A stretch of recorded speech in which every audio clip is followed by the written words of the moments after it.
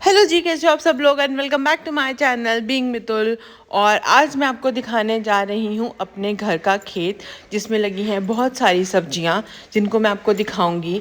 तो ये एक हमारा छोटा सा किचन गार्डन है जो हमने अपने घर में बनाया हुआ है, जिसमें बहुत सारी फ्रेश वेजिटेबल्स लगे हुए हैं और जिसके अंदर जो भी लगा हुआ है मैं आपको दिखाऊंगी। और आज जो अव्यांश है वो हमारे साथ हमारे घर पे ही है, क्योंकि उनको फ़ीवर हो गया था। अभी हम उनको डॉक्टर के लेकर गए थे और मेरी जो रिकॉर्डिंग है, मेरी जो वॉइस है वो होगी क्योंकि मेरी ऑडियो ख़राब हो गई थी।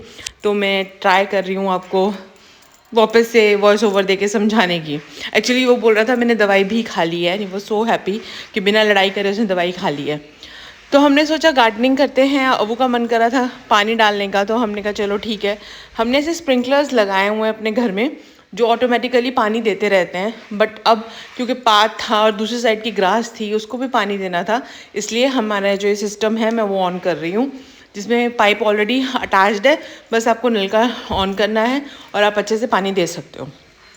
वैसे ऑलरेडी माली भैया लगे हुए हैं जो सारा काम करते हैं, बट कभी कभी हम भी कर लेते हैं क्योंकि पानी देना, अगर मिट्टी सूख गई है तो पानी देने का काम तो फ़र्ज़ तो हमारा भी उतना ही बनता है। सो अभी बस मैं अबू की फरमाइश पूरी कर रही थी क्योंकि वो अपने साथ स्प्रिंकलर लाया हुआ था हैंडी वाला कि आप मम्मा इसमें पानी डाल दो, मैं करूँगी। और ये हमारे घर का एक पैच है जहाँ पे कम धूप आती है। और जो पुराने वाले भैया थे माली भैया, उन्होंने क्या किया कि उसको कुछ उनका प्रोसेस था जिसमें उन्होंने इसके ऊपर रेत डाल दी। जब से रेत डाली है ना तब से यहाँ पे घास अच्छे से ग्रो ही नहीं कर रही। अब मुझे नहीं पता इसको कैसे फिक्स करेंगे, या तो पूरा पैच नया लगेगा या हम इसी को ठीक कर सकते हैं। तो हम वेट कर रहे हैं, थोड़ा मौसम और खुल जाएगा तो देखते हैं।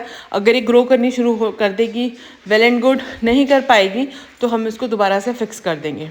अगर आप लोगों तो अगर आपको लगता है कि आप मुझे सजेस्ट कर सकते हो प्रॉपर तरीका है इसको रीग्रोथ लाने का इसके अंदर, तो आप मुझे कमेंट सेक्शन में ज़रूर बताना। नहीं तो फिर तो नेक्स्ट ऑप्शन हमारे पास ये है कि इस पूरे पैच को रिमूव करके हम नया लगाएंगे। तो ये मैं पानी देती हुई इस तरह से। और अब मैं आपको दिखाती हूँ हमारे इन प्लांटर्स में क्या क्या लगा हुआ है। सो ये है हमारा धनिया कोरिएंडर, जिसको हम कट कर लेते हैं जब भी हमने चटनियाँ गार्निशिंग करनी होती है, एकदम फ्रेश फ्रॉम द फार्म। और ये इस तरह से हमने छोटे छोटे सेग्रीगेटेड क्यारियाँ बनाई हुई हैं। जो मेरे दूसरे साइड का भी गार्डन है मैं वो भी दिखाऊंगी, वहाँ पे थोड़ा फ्लावर्स आ जाए तब, क्योंकि अभी पतझड़ चल रहा है तो वहाँ पे थोड़ा सा डलनेस है।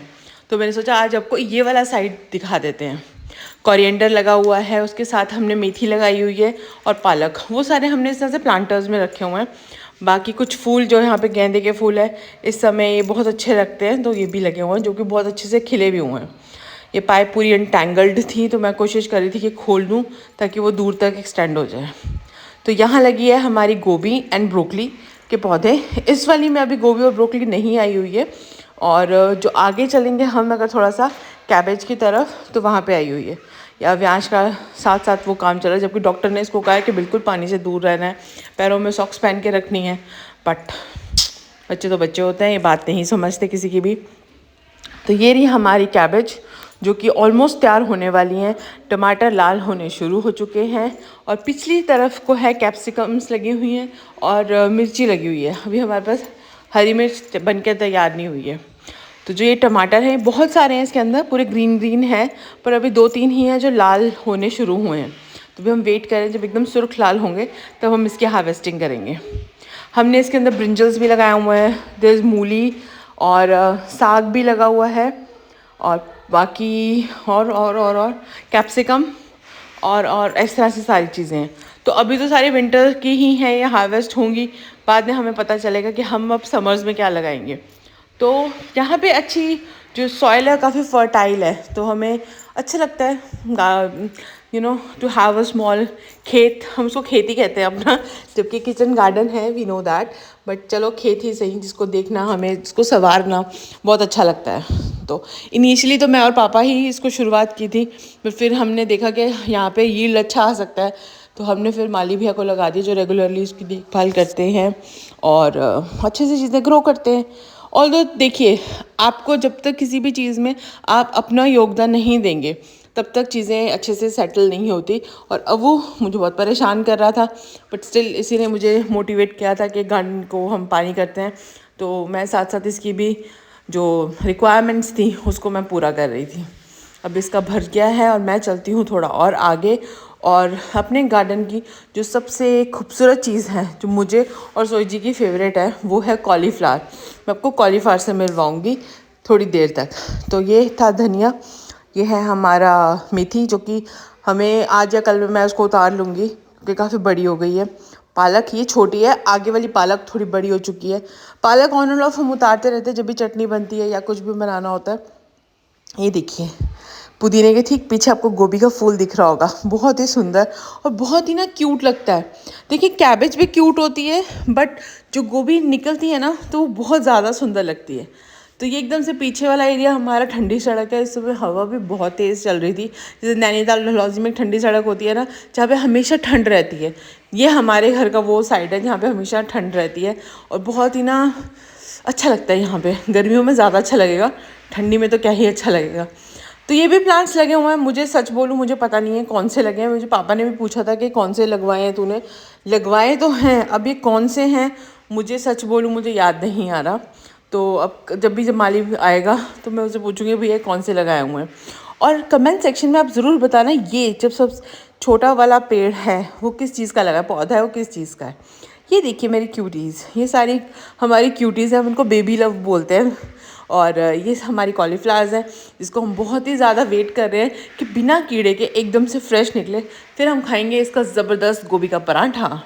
और मूली काफ़ी अच्छी हो चुकी है, पापा होपफुली आज या कल में इसको हार्वेस्ट कर देंगे। और अगेन मुझे इसका रिफ़िल करना था, टाइम आ गया था, तो मैं अपना ममाज़ ड्यूटी भी साथ साथ निभा रही हूँ।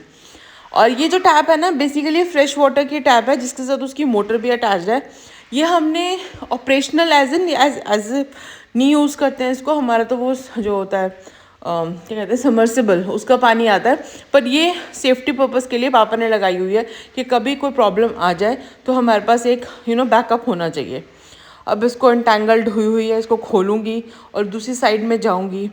तब तक के लिए मेरी को एक हेल्प की ज़रूरत थी, मेरा हेल्पर बिज़ी था अंदर, तो मैंने सोचा मैं ही इसको खोलती हूँ क्योंकि जब वो पूरी अच्छे से क्रिस क्रॉस हो जाती है ना तो पानी की सप्लाई आनी बंद हो जाती है। और हो गया हमारा काम। तो ये पत्ता ज़रूर आपने मुझे बताना, जो छोटू सा था। और ये जो था ना अपराजिता के फूल थे, ये मैंने उपवन या उर्वन करके एक वेबसाइट है उससे ऑर्डर किए थे जो कि एकदम बेकार निकले। और भी प्लांट्स मंगवाए थे, उसमें से सच बोलूँ तो सारे ही बेकार निकले, तो मेरा रिव्यू तो बेकार है। बट दीज टू लेटेस्ट वो भी वहीं से आई हुई हैं, ये अच्छी निकली। देखिए जो बात है, सो ये दोनों लेटेस्ट बहुत अच्छी हैं। जल्दी हम रैप बनाएंगे और रैप में इसको डाल के खाएंगे तो बहुत ही ज़्यादा फ्रेश और क्रंची फ्लेवर आता है, वो तो आप सबको पता ही है। तो ये मेरी ब्रोकलीज़ हैं, तो इसमें से 3 हम ऑलरेडी हार्वेस्ट कर चुके हैं, 3 से 4 हम हार्वेस्ट कर चुके हैं, 3-4 अभी और लगी हुई हैं, आप देख सकते होगे अगर आपको थोड़ा सा जूम करके मैं दिखाने की कोशिश करती हूँ। और ये हमारा है बैंगन का पौधा, ऐसे और भी हैं जो पिछली साइड पे लगे हुए हैं। तो हम भी डेस्परेटली वेट कर रहे हैं क्योंकि उसके ना फूल आ चुके हैं और लीफ में भी वो पर्पल रंग आ चुका है जो एक ब्रिंजल का होता है। तो लेट्स सी कब आएगा, जब भी आएगा मैं कोशिश करूँगी उसको फिर से लूँ, क्योंकि मैंने पता है गोभी को, बंद गोभी को, इवन की लेमन को स्टार्टिंग से उसके सीड से बनते देखती हूँ। मैं ऑलमोस्ट डेली बेस पे 5 मिनट अपने गार्डन के साथ टाइम स्पेंड करती हूँ। वो मेरा बहुत ही ना मेडिटेटिव टाइम होता है जिसमें मैं बहुत सुकून से उसको देखती हूँ, निहारती हूँ और इन्जॉय करती हूँ। थैंक्स भगवान जी जिन्होंने हमें ये मौका दिया कि हम नेचर के इतने करीब रह सकें, उसको महसूस कर चुके। ये मेरे लेमन के हैं जिसके अंदर दोबारा से ग्रोथ आनी शुरू हो चुकी है। मैं लेमन हार्डली प्लक करती हूँ, जो गिरता है मैं वही उठाती हूँ। तो कल का व्लॉग पूरा नहीं बना पाई थी क्योंकि कोई आ गया था, तो बीच में ही मेरा गार्डनिंग का काम रह गया था, ख़त्म नहीं हुआ था पर रह गया था, पर जो कि मैंने शाम को पूरा कर लिया था। बट आज है हमारा सैटरडे और हम सब घर में इकट्ठे हैं, तो हमने पापा कहते हैं कि आज हम मूलियाँ निकाल कर आते हैं जो हमारे खेत में लगी हुई हैं, तो हम मूलियाँ निकाल के वो खाएंगे। तो पापा किस तरह से मूली निकालते हैं, पुल करते हैं, जैसे मैंने आपको बताया था कि पापा एक्सपर्ट हैं इस काम में ना, मतलब हम सब एमेच्योर्स हैं, पापा को आता है फिर भी।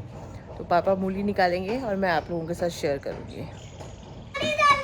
आज है हमारा छुट्टी वाला दिन, तो आज हम अपने बाग में से आज पापा जी मूली निकालने लगे हैं और हम आपको दिखा रहे हैं। एक मिनट रुको। Oh wow, nice. निकालो पापा, इसको निकालना भी एक आर्ट है।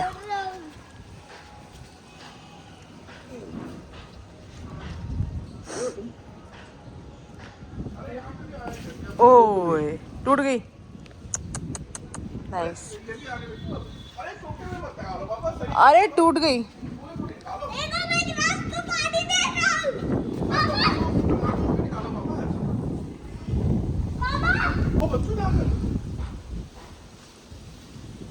हमारी मूली नीचे रह गई, सो सैड। आदि गोभी छोटी है आदि।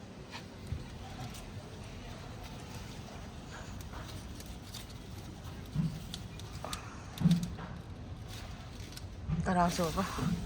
ये सक्सेस, हमको मिली सक्सेस। 2 मूलीज। नहीं मैं तो मेरा बनना ही है। एक मूली थोड़ी खा लोगे, थोड़ी और बड़ी होने दो। अब पक जाएंगी ये, अब निकाल लो। ये है ना, सही है। कुच्चू कुच्चू हो गया, ग्रो कर गई है ना। कितनी निकालना पकड़ के। आप निकाल लो, ये पकड़ो। एक और निकालो। बस काफी, सुनो फिर हम। हाँ फ्रेश चाहिए, फ्रेश। अरे यार, कल भी करता है। खत्म हो गया पानी। नहीं कल इससे बहुत अच्छी बनाई हुई है। अब रुक जाना। आओ 2 मिनट रुक जाओ, चलो 1 मिनट।